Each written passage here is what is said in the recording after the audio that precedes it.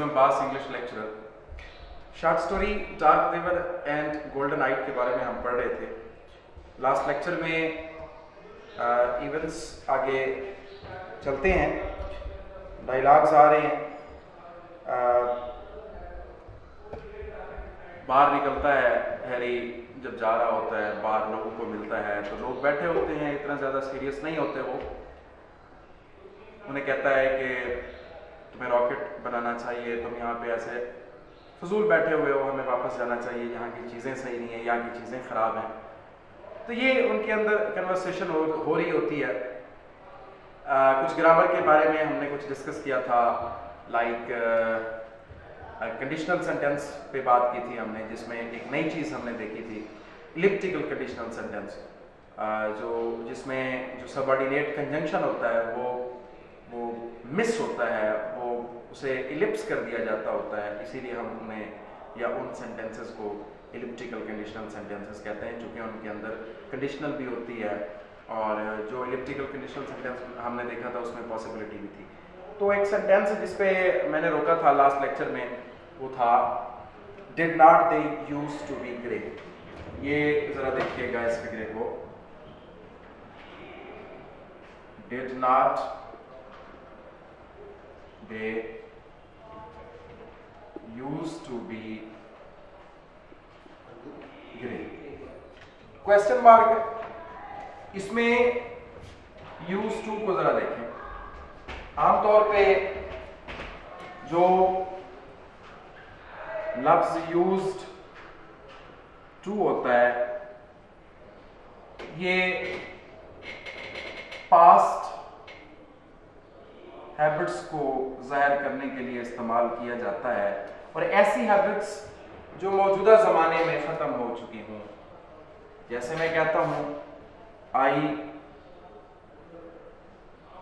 Used to go to school, excuse me, जैसे मैं कहता हूं I used to go to school,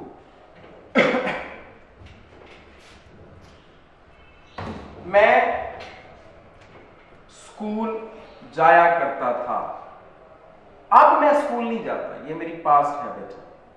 habit में इसलिए कह रहा हूं क्योंकि ये रिपीटेड एक्शन था, बार बार रिपीट हो रहा था, इसीलिए इसे हैबिट कहा जाता है। और जो हैबिट होती है वो भी रिपीटेड एक्शंस ही होते हैं। ठीक हो गया। तो ये भी जिनकी रंगत सुरमई थी वो माजी में थी लेकिन अब नहीं है, तो did not they used to यहां पे लिखा हुआ है। कुछ बुक्स में यूज्ड टू भी होगा और कुछ में यूज्ड टू होगा, तो मैं यहां पे ये बताता चलूं कि जो यूज्ड टू है ये प्रेफरेबल है। अगरचे यूज्ड टू का भी इस्तेमाल कुछ ग्रामेरियंस ने कहा है कि होता है, लेकिन मोस्टली जो ऑथेंटिक ग्रामेरियंस हैं उनका कंसेंसस इस बात पे है कि यूज्ड टू प्रेफरेबल है, यूज्ड टू का भी इस्तेमाल कर सकते हैं। तो did not they used to be great, क्या ये सुरमई रंगत की नहीं हुआ करती थी?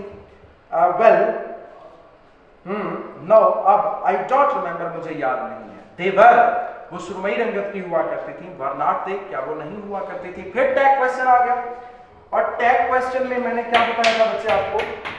टैग क्वेश्चन में बताया था मैंने कि अगर स्टेटमेंट हो पॉजिटिव, ये बात मैं फिर आपको बता रहा हूं ताकि आपके जहन में बैठ जाए, अगर स्टेटमेंट हो पॉजिटिव तो टैग क्वेश्चन होता है नेगेटिव, और अगर स्टेटमेंट हो नेगेटिव तो यहां जो टैग क्वेश्चन होगा वो होगा पॉजिटिव। अब दे वर पॉजिटिव है, वर नॉट दे नेगेटिव आ गया, तो इन्हें कहते हैं टैग क्वेश्चंस। दे वर, वो सुरमई रंगत की हुआ करती थी, वर नॉट दे, क्या वो नहीं हुआ करती थी? Why do you ask Harry, Harry को मुखातिब कर रहा है इसलिए कॉमा आ गया। Why do you ask Harry, तुम क्यों पूछ रहे हो Harry? Because now they are kind of yellow coloured, yellow coloured. अब इसमें येलो जो कलर्ड है ये दो लफ्ज हैं, येलो फिर कलर्ड। इसमें ये जो है इसे कहते हैं हाइफन।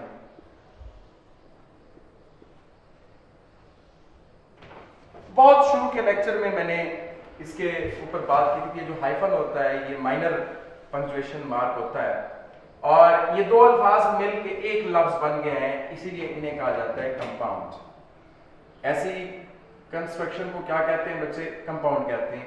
और चूंकि ये येलो और कलर्ड ये दोनों एडजेक्टिव हैं तो ये बन जाएगा कंपाउंड एडजेक्टिव, कंपाउंड एडजेक्टिव। ठीक हो गया? अच्छा, तो because now they are kind of yellow coloured, क्योंकि अब ये पीली रंगत की हो गई हैं। Is that so? क्या ऐसा है? हरी हरी। सैम सेड, सैम ने कहा। कैजुअली कहते हैं केयरलेसली, रस्मी अंदाज में, नॉट नोटिसिंग एनीथिंग या not giving importance anything. Sam said casually, Sam ने रस्मी तौर पे कहा, and you are taller and thinner. अच्छा, you are taller and thinner, you are taller and thinner. अब ये जो थिनर है ये इसका मतलब है पतला, टॉलर लंबा। अब ये चूंकि कंपैरिजन, कंपैरेटिव डिग्रीज होती हैं, कंपैरिजन जब होता है तो उसके साथ कोई ना कोई चीज होती है जिसके साथ कंपैरिजन किया जाता है और दैन का इस्तेमाल करते हैं, लेकिन इसमें तो ऐसा नहीं है।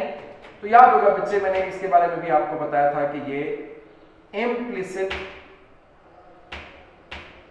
कंपैरिजन कहलाता है। कौन सा कंपैरिजन कहलाता है?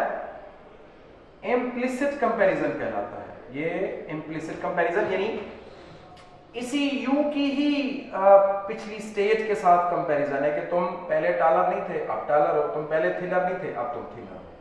तो ऐसे कंपैरिजन को कहते हैं इम्प्लिसिट कंपैरिजन। और जो वाज़ेह कंपैरिजन होता है उसमें दैन और साथ में कोई और चीज जिसके साथ कंपैरिजन किया जा रहा होता है उसका इस्तेमाल। And you are taller and thinner, thinner means slim, पतले, और अब तुम लंबे और पतले हो गए। यू माइट बी राइट, शायद तुम ठीक कह रहे हो Harry Harry.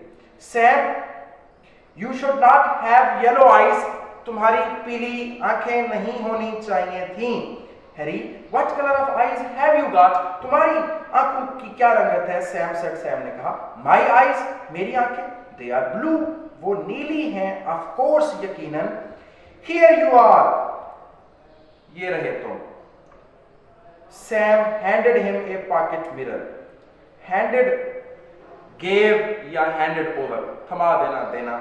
Sam handed him a pocket mirror, Sam ने उसे एक जेबी शीशा आईना थमा दिया। Take a look at yourself, अपने आप पर निगाह दौड़ाओ या अपने आप को देखो। मिस्टर बिटरिंग हेजिटेटेड, हेजिटेट हिचकिचाना होता है वैसे। हिचकिचाना से मुराद क्या होता है? मतलब थोड़ी देर के लिए रुकना, पास्ट। मिस्टर बिटरिंग हेजिटेटेड, थोड़ा सा हिचकिचाया, रुका, and then raised the mirror to his face, और उस शीशे को अपने चेहरे के सामने किया। There were little very dim flecks of new gold captured in the blue of his eyes. There were little very dim flecks, dim, dull, faint, और flecks कहते हैं spots को, जो निशान होते हैं, धब्बे कह रहे हैं उन्हें, of new gold, नए सुनहरे रंगत के। Captured का मतलब है caught, यानी घर कर जाना, वहां पे असीर हो जाना, एक जगह पे रुक जाना। In the blue of his eyes, उसकी आंखों की नीलाहट में। अब इसका बामहला तर्जुमा देखें, उसकी आंखों की नीलाहट में घर किए हुए नई सुनहरी रंगत के बहुत छोटे और हल्के धब्बे थे, या इसको यूं भी कर सकते हैं, नए सुनहरी रंग के बहुत हल्के नीले नन्हे, बहुत हल्के नन्हे धब्बे उसकी आंखों की नीलाहट में घर कर चुके थे। यूं भी ट्रांसलेट कर सकते हैं, और ऐसे भी ट्रांसलेट कर सकते हैं कि उसकी आंखों की नीलाहट में घर किए हुए नए सुनहरी रंगत के बहुत छोटे और हल्के धब्बे मौजूद थे। Now look what you have done, अरे देखो तुमने क्या किया। Said Sam a moment later, एक लम्हे बाद सैम ने कहा, You have broken my mirror, तुमने मेरा शीशा तोड़ दिया। Harry Bittering moved into the metal shop, Harry Bittering धात वाली दुकान में चला गया and began to build the rocket, और रॉकेट बनाना शुरू कर दिया। Man stood in the open door, open adjective है यानी खुले दरवाजे में, लोग खुले दरवाजे में खड़े रहे। And talked and joked without raising their voices, अपनी आवाजें बुलंद किए बगैर, विदाउट रेजिंग देयर वॉइसेस, अपनी आवाजें बुलंद किए बगैर वो बातें करते रहे और मजाक करते रहे। Once in a while, once in a while का मतलब होता है sometimes. Once in a while का क्या मतलब है बेटा? समटाइम्स। अच्छा, अब ये जो समटाइम्स है इसको जरा बच्चे देख लें। एक होता है सम टाइम्स, एक होता है सम, तो डिफरेंट स्ट्रेस के साथ, सम टाइम, और एक होता है सम टाइम।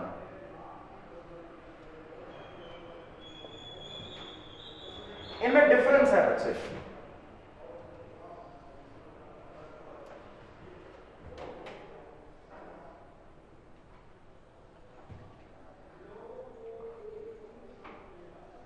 क्या डिफरेंस है? ये जो समटाइम्स होता है ये एडवर्ब है, एडवर्ब ऑफ फ्रीक्वेंसी है।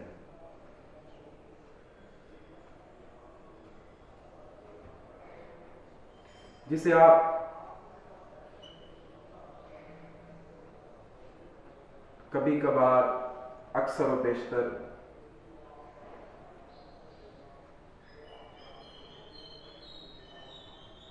कहते होते हैं। अब ये जो सम टाइम है, दो अलग स्पेस देके लिखा होता है, इसका मतलब होता है लॉन्ग टाइम, बहुत अरसा हो गया है, क्वाइट लॉन्ग टाइम एगो, बहुत अरसा पहले, बहुत अरसा हो गया है, बहुत अरसे के लिए। और ये जो सम टाइम होता है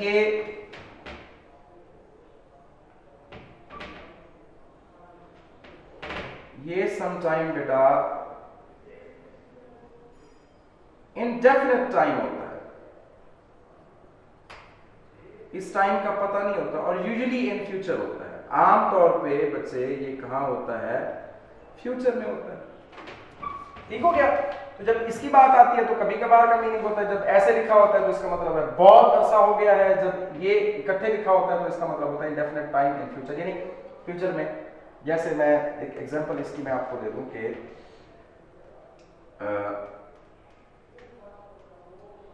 let us have a dinner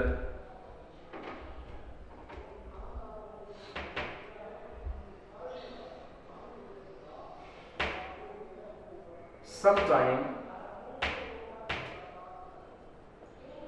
next month। तो इसमें sometime का इस्तेमाल देखें, यानी किसी वक्त, महीने के, अगले महीने, कभी भी, किसी वक्त भी हम रात का खाना खाते हैं।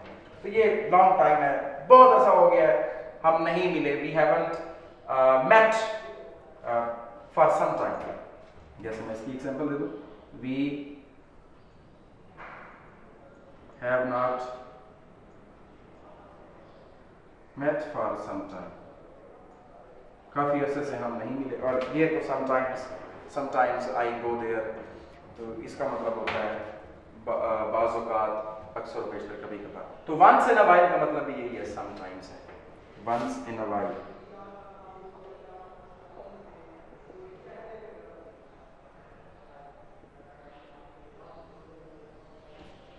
ये भी यही मीनिंग देता है, समटाइम का मीनिंग देता है। तो पॉइंट क्लियर है? आगे चलते हैं। हाँ जी,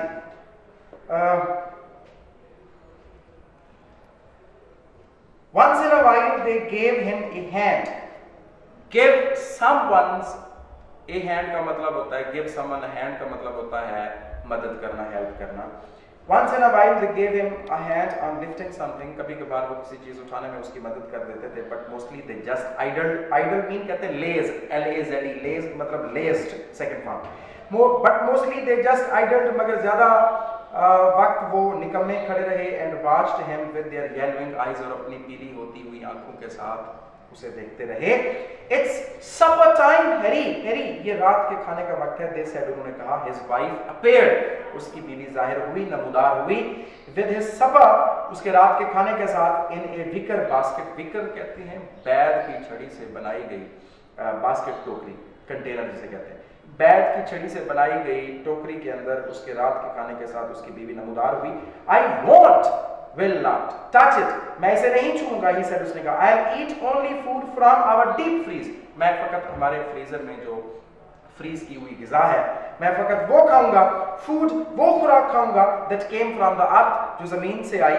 nothing from our garden, मैं अपने बाग से उगी हुई या बगीचे से उगी हुई कोई भी चीज नहीं खाऊंगा। His wife stood watching him, उसकी बीवी उसे खड़े होकर देखती रही। You cannot build a rocket, तुम एक रॉकेट नहीं बना सकते।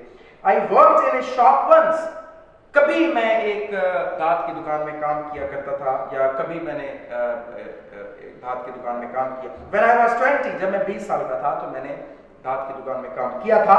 I know metal, मैं धात का काम जानता हूँ। Once I get it started, एक मर्तबा मैं काम करना शुरू कर दूं, यानी मैं रॉकेट बनाना शुरू कर दूं। The others will help, दूसरे मेरी मदद करेंगे। He said उसने कहा not looking at her, उसकी तरफ ना देखते हुए। Laying out the blueprints, उन बुनियादी खाकों के नक्शे या उन बुनियादी नक्शों के खाके फैलाते हुए, उन बुनियादी नक्शों को या उन बुनियादी खाकों को फैलाते हुए और अपनी बीवी की तरफ ना देखते हुए उसने कहा।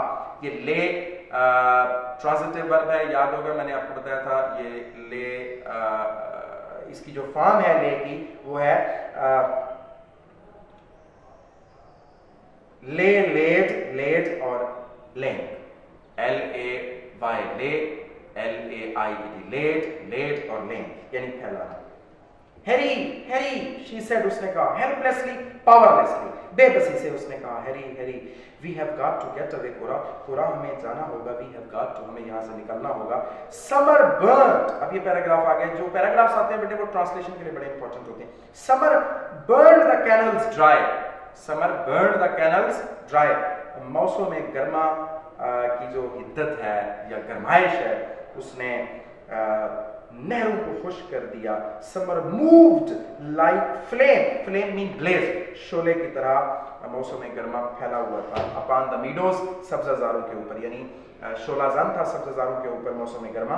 In the empty earth settlement, empty mean यहाँ पे हम बैरन करेंगे, सुनसान, बंजर, बंजर सुनसान जमीनी। सेटलमेंट मीन आबादी, कम्युनिटी, आबादी में। द पेंटेड हाउसेज, रंग किए हुए जो घरों का रंग था। फ्लेक्ड एंड पील्ड, फ्लेक परत परत हो जाना, पील यानी उखड़ जाना, दोनों का मीनिंग सेम है। पील या फ्लेक का मतलब वही उखड़ना होता है, छीलना जिसे कहते हैं। परत परत या उखड़ गया। Rubber tyres upon which children had swung in backyards hung suspended, rubber tyres, रबड़ के टायर, अपॉन विच जिन पर चिल्ड्रन हैड swung बच्चे झूला झूला करते थे। इन बैकयार्ड्स घरों के उकबी हिस्से में, पिछले हिस्से में, पिछले सहन में, यार्ड कहते हैं सहन को, पिछले सहन में जिन पर झूला झूला करते थे वो रबड़ के टायर। हंग सस्पेंडेड, हंग अगर हैंग्ड फॉर्म होती तो उसका मतलब है फांसी पे लटकाना, और अगर हंग फॉर्म होती है सेकंड थर्ड तो इसका मतलब होता है किसी चीज का लटकाना। हंग सस्पेंडेड, सस्पेंडेड कहते हैं विदाउट मोशन, यानी मोहल्लेक खड़े थे, बिल्कुल विदाउट मोशन, मोहल्लेक खड़े थे, लटके हुए थे। Like stopped clock pendulums, pendulum कहते हैं लटकन, जो टाइम बताता होता है, उस घड़ी के, रुकी हुई घड़ी के लटकन की तरह। In the blazing, blazing burning या फ्लेमिंग, एयर हवा, आग बरसाती हवा के अंदर। इसका बामहरा तर्जुमा देखें। आग बरसाती हवा में रबड़ के tyre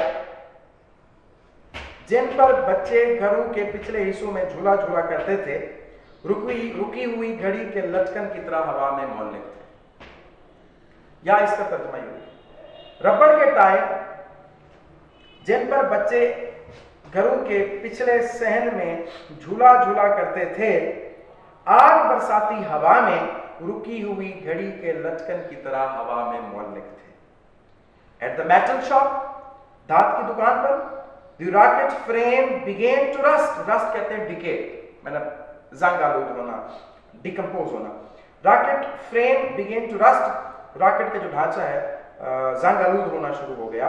In the quiet autumn, quiet पुरसकून, calm, peaceful. In the quiet autumn, पुरसकून मौसम खिज़ां में, Mr. Bittering stood, Mr. Bittering खड़ा था. Very dark now, जो जिसकी रंगत अब बहुत ज्यादा काली हो गई थी, very good. अब चेंज आ रहा है. अब देखिएगा उसके अंदर कैसे चेंज आ रहा है, और काफी अरसा भी गुजर गया, जाहिर सी बात है. जब उसने ये सेंटेंस कहा, at the metal shop the rocket frame began to rust, यानी अब उसने उसके ऊपर काम करना छोड़ दिया, उसको जंग लगना शुरू हो गया. अब उसकी मेंटली भी ऐसा ऐसा चेंज आना शुरू हो गया उसके अंदर. उसकी आइडेंटिटी क्राइसिस का शिकार रहा है. पहले भी मैं जमीनी बंदा हूँ, मैं यहाँ पे कैसे और किस तरह से रहूँगा. तो ऐसा ऐसा अब उसका जो माइंड है वो भी चेंज होता जा रहा है. वेरी डार्क नॉट, जिसकी रंगत अब बहुत ज्यादा काली हो गई थी. वेरी गोल्डन आइट, जिसकी आंखें बहुत ज्यादा सुनहरी हो गई थी. अपॉन द स्लोप, ढलवान के ऊपर, अबव हिज विला, अपने घर के ऊपर, विला हाउस को कहते हैं, यानी ढलवान के ऊपर, अपने घर के ऊपर खड़ा होकर वो देख रहा था. लुकिंग एट द, खड़ा था, लुकिंग एट द वैली, किसकी तरफ देख रहा था? वादी की तरफ देख रहा था, बॉम एवरेस्ट का. पुरसकून मौसम खिज़ां में मिस्टर बिटरिंग अपने घर के ऊपर, ढलवान के ऊपर गहरी वादी को देख रहा था, खड़ा होकर देख रहा था, और उसकी रंगत अब बहुत ज्यादा स्याह हो गई थी, और उसकी आंखें बहुत ज्यादा सुनहरी रंगत की हो गई थीं. It's time to go back, said Cora. Cora ने कहा, ये वापस जाने का वक्त है. यस, ठीक है, but we are not going, मगर हम नहीं जा रहे. ही सेड क्वाइटली, उसने इत्मीनान से कहा, तमानियत से कहा, पीसफुली कहा. देयर इज नथिंग एनीमोर, अब मजीद कुछ भी नहीं बचा. योर बुक्स, तुम्हारी किताबें. शी सेड, उसने कहा, योर फाइन क्लोथ्स, तुम्हारे उम्दा कपड़े. उसकी बीवी कह रही है, द टाउन इज एम्प्टी, कस्बा खाली है, यानी शहर खाली है, यानी शहर के लोग मौजूद नहीं है वहां पे. No one is going back, कोई भी वापस नहीं जा रहा है. सर उसने कहा, there is no reason to, वापस जाने की कोई वजह नहीं, नॉट एट ऑल, बिल्कुल भी नहीं. द डॉटर वोव टेपेस्ट्रीज, वोव कहते हैं बुनना, जो कपड़े बुने जाते हैं. इंटरनेट जिसे कहते हैं, INTERKNIT, इंटरनेट, या इंटरलेस भी कहते हैं, INTERLACE, interlace. The daughter wove tapestries. Tapestry कहती हैं जो दबेज, दबेज एक लफ्ज, दाल बे, ये से मोटे कपड़े जो होते हैं, जैसे चादरें होती हैं, जैसे वो पर्दे होते हैं, या जैसे ऊपर ओढ़ने के लिए चादरें, मोटी चादरें जो होती हैं. दबेज पर कढ़ाई का, उन पर कढ़ाई का काम कर रही थी या बुन रही थी. And the sons played songs on the ancient flutes and pipes. Flute बांसुरियां, पाइप्स नफेरियां जो होती हैं, बांसुरियों और नफेरियों पर, पुरानी बांसुरी और नफेरियों पर सुर संगीत छेड़े हुए थे. देयर लाफ्टर इक्विंग, इको कहते हैं रीसाउंड, गूंज रही थी. Their laughter echoing in the marble villa, उनकी जो उनकी हंसने की आवाज, या उनके जो कहकहे थे, वो मार्बल के घर, संगे मरमर के घर में गूंज रहे थे. Mister Bittering gazed at the earth settlement, mister Bittering ने देखा, गौर से देखा, एट द अर्थ सेटलमेंट, जमीनी आबादी को. फार अवे, दूर दूर तक, इन द लो वैली, नीचे गहरी वादी में, क्योंकि अब उन्होंने पहाड़ी के ऊपर, ढलवान के ऊपर अपना घर बनाया हुआ था. Such odd mean absurd, such ridiculous, ridiculous mean funny, मतलब मुज़िका फेज. Houses the earth people built, कितने मुज़िका फेज, कितने गंदे भद्दे जमीनी लोगों ने घर बनाए. हालांकि वो खुद जमीनी है, मगर वो अपने आप को अब जमीनी नहीं समझ रहा. अब मुकम्मल तौर पे उसका माइंड चेंज हो गया है. They did not know any better, इससे बेहतर घर बनाना वो नहीं जानते थे. हिज वाइफ म्यूज्ड, म्यूज कहते हैं पॉन्डर्ड या थॉट, यानी गहरी सोच में उसकी बीवी ने जवाब दिया. सच अगली पीपल, ऐसे गंदे लोग हैं. अगली mean unlovely. I am glad they have gone, मैं खुश हूं कि वो जा चुके हैं. They both looked at each other, उन दोनों ने एक दूसरे को देखा. स्टार्टल्ड, अलार्म्ड, हक्के बक्के रह गए, परेशान रह गए. By all they had just finished saying, जो उन्होंने अभी अभी कहना खत्म किया, यानी जो बातें उन्होंने अभी अभी कही, उन पर हैरान होकर उन्होंने एक दूसरे को देखा. दे लाफ्ड, उन्होंने कहके लगाए, मुस्कुरा दिए. वेयर डिड दे गो, वो कहां चले गए? ही वंडर्ड, उसने सोचा. ही ग्लैंस्ड एट हिज वाइफ, उसने अपनी बीवी की तरफ देखा. She was golden and slender, golden and slender, पहले से ये इंप्लिसिट कंपैरिजन है. स्लेंड जिसे कहते हैं, थिन जिसे कहते हैं, स्लेंडर का मतलब पतली दुबली. शी वाज गोल्डन, अब उसकी रंगत सुनहरी थी. एंड स्लेंडर, और पतली दुबली हो गई थी, लाइक हिज डॉटर, अपनी बेटी की तरह, उसकी बेटी की तरह. शी लुक्ड एट हिम, और बीवी ने उसे देखा. And he seemed almost as young as their eldest son, और वो भी इतना जवान दिखाई दिया जितना उनका बड़ा बेटा था. एज कॉम्बिनेशन है, ये कंपैरिजन के लिए होता है, और ये पॉजिटिव कंपैरिजन होता है. आई डोंट नो, मैं नहीं जानती, शी सेड, उसने कहा, we will go back to town maybe next year, शायद हम अगले साल शहर में जाएंगे, कस्बे में जाएंगे, और द ईयर आफ्टर, या उससे भी अगले साल, और द ईयर आफ्टर दैट, या उससे भी अगले साल, ही सेड कामली, उसने तमानियत से कहा, पीसफुली कहा, नाउ आई एम वार्म, अब मुझे वार्म मीन गर्मी लग रही है, आई एम फीलिंग हॉट, अब मुझे गर्मी लग रही है, how about taking a swim, नहाने के बारे में, पानी में नहाने के बारे में तुम्हारा क्या ख्याल है, तैराकी के बारे में तुम्हारा क्या ख्याल है।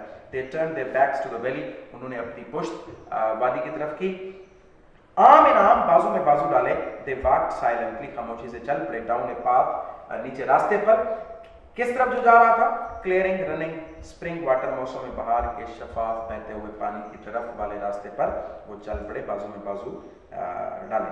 5 years later a rocket fell out drop या fall, यानी आ निकला, उतरा ऑफ द स्काई, आसमान से उतरा। 5 साल बाद इट ले लाई की दूसरी फॉर्म है ले, इट ले steaming in the valley, steam कहते हैं धुआं, स्मोकिंग, इट ले स्टीमिंग इन द वैली, वादी के अंदर धुआं और उड़ाता हुआ ये खड़ा था। Men leaped out, leap out कहते हैं जंप्ड आउट, यानी stepped out, men leaped out of it shouting, shout चिल्लाते हुए, और ये पार्टिसिपल है कॉमे के बाद, यानी man leaped out of it, man were shouting, या यूं कर लें, man leaped out of it while they were shouting, चिल्लाते हुए, शोर मचाते हुए लोग उस रॉकेट से बाहर उन्होंने छलांगे लगाई। We have won the war on the earth, हम जमीन पर जंग जीत गए, we are here to rescue you, हम तुम्हें यहां बचाने के लिए आए हैं, हे अरे ओ लोगों। बट मगर the American built town of cottages, peach trees and theatres was silent. इस सेंटेंस पे हम बेटे गौर करते हैं।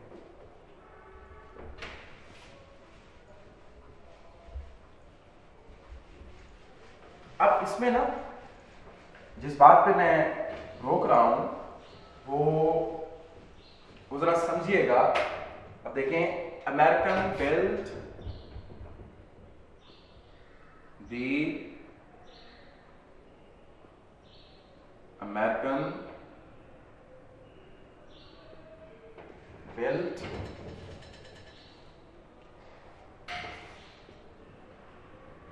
Town of cottages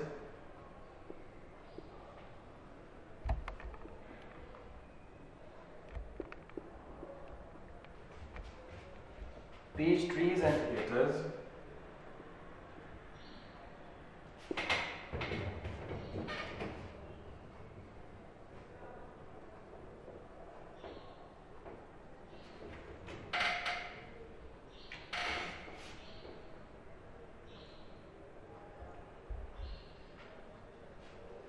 theaters was silent.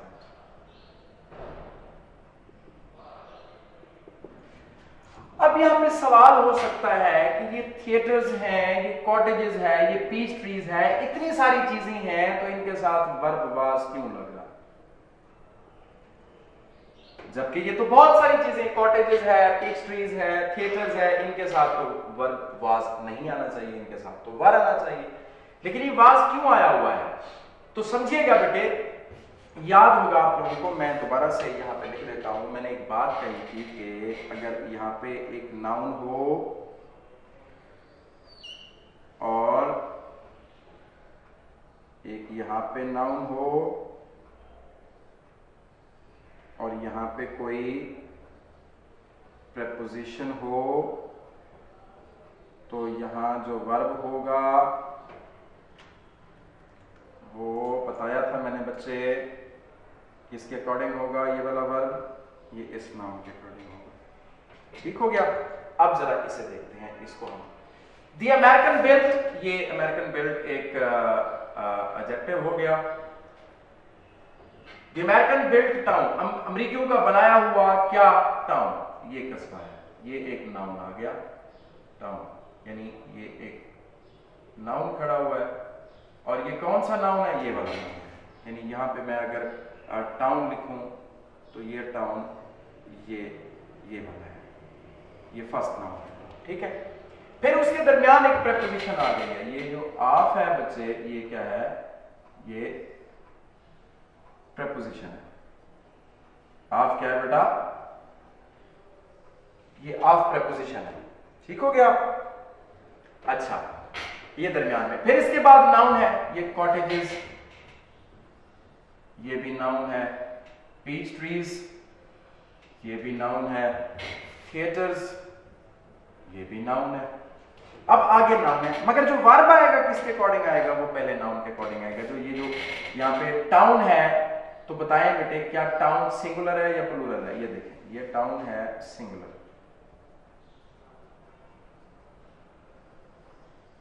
अगर टाउन सिंगुलर है तो वर्ब भी क्या आना चाहिए, सिंगुलर आना चाहिए। अगर टाउन सिंगुलर है तो वर्ब भी सिंगुलर आना चाहिए। अब इसके लिए आप ये एक फार्मूला ज़हन में रखेंगे बेटे कि subject singular, verb singular, subject plural, verb plural.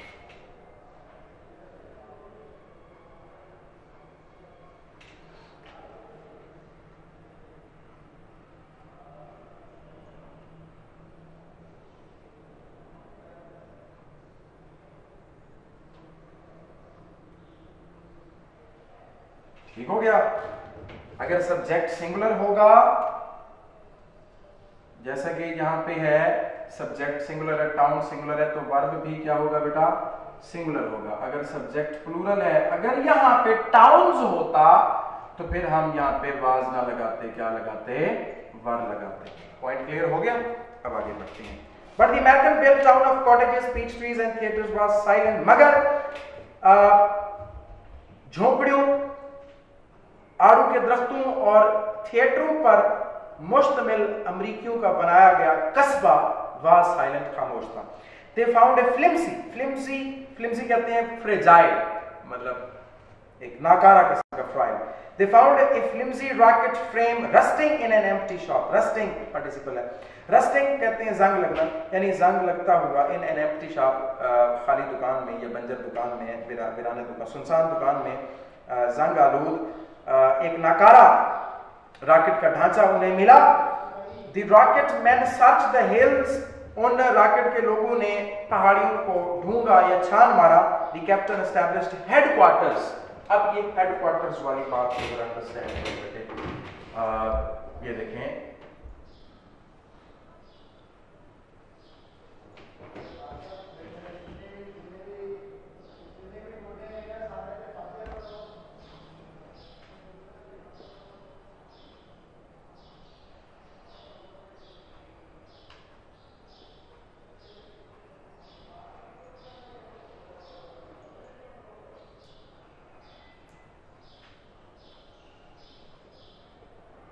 Physics, politics, mathematics,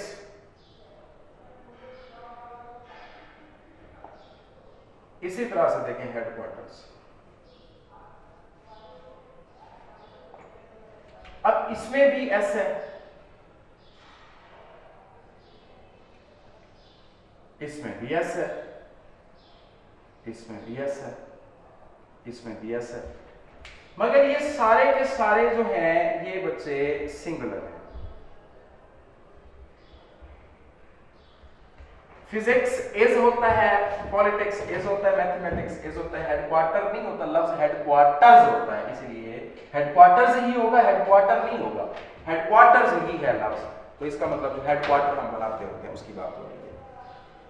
हाँ जी, तो the captain established headquarters in an abundant कहते हैं डेजर्टेड, वीरान, बार कहते हैं शराब खाना। कैप्टन ने एक वीरान शराब खाने में अपने हेडक्वार्टर बनाए, या अपना हेडक्वार्टर बनाया। His lieutenant came back to report, उसका जो नायब था वो उसे रिपोर्ट करने के लिए वापस आया। क्या रिपोर्ट कर रहा है? द टाउन इज एम्प्टी, कस्बा खाली है, but we found the native life in the hills sir, मगर जनाब हमें यहाँ के बाशिंदे पहाड़ियों में मिले हैं। डार्क पीपल, स्याह लोग हैं, येलो आइज, पीली रंगत की आंखें हैं। द मार्शियंस, मरीखी लोग हैं, वेरी फ्रेंडली, बहुत दोस्ताना है। वी टॉक्ड अ बिट, हमने थोड़ी सी बात की, नॉट मच, मगर ज्यादा बातचीत ना की। दे लर्न इंग्लिश फास्ट, वो अंग्रेजी तेजी के साथ सीखते हैं। I am sure our relations will be most friendly with them sir, जनाब मुझे यकीन है कि हमारे उनके साथ ताल्लुकात दोस्ताना होंगे। डार्क का मतलब है, मतलब ये एक सरप्राइजमेंट का एक होता है। डार्क है, काले। म्यूज द कैप्टन, कैप्टन ने सोचा।